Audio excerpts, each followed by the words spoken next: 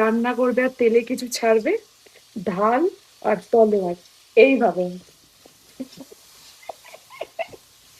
এইভাবে করলে হাতে ওই তেল ছিটকাবে না। এটা হচ্ছে প্রসেস, আমি এরম ভাবে করি আমি।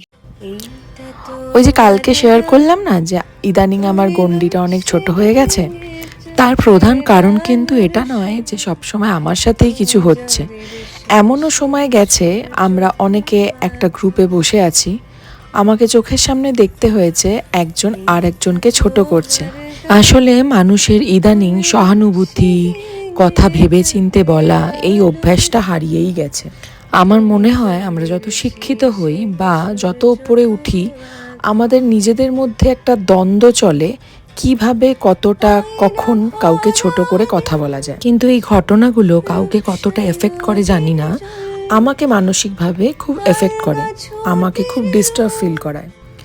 আর আমি মানুষের সাথে ফেক একদম হতে পারি না, এটা আমার কাছের বন্ধুরা খুব ভালো করে জানে। আমার যদি কিছু বিরক্ত লাগে সেটা আমার মুখে খুব ভালোভাবে প্রকাশ পায়। তাই আমার মনে হয় কাউকে কোনো রকম এক্সপ্লানেশন না দিয়ে হাসি মুখে সেই জায়গা থেকে নিজেকে সরিয়ে নেওয়া ভালো ধীরে ধীরে। কিন্তু টাচউড আমার বাড়ির লোকরাই আমার বন্ধুর মতো, স্পেশালি নিরুপম, ও তো হাজবেন্ড কম, আমার বেস্ট ফ্রেন্ড বেশি। আর টাচউড আমার জীবনেও কিছু অনেক এরকম মানুষ আছে, বন্ধু বান্ধব আছে যারা সব সময় দূরে থেকেও এতটাই মোটিভেট করে আর লাউডলি ক্ল্যাপ করে যে আমার অন্য কারোর বিশেষ প্রয়োজন হয় না।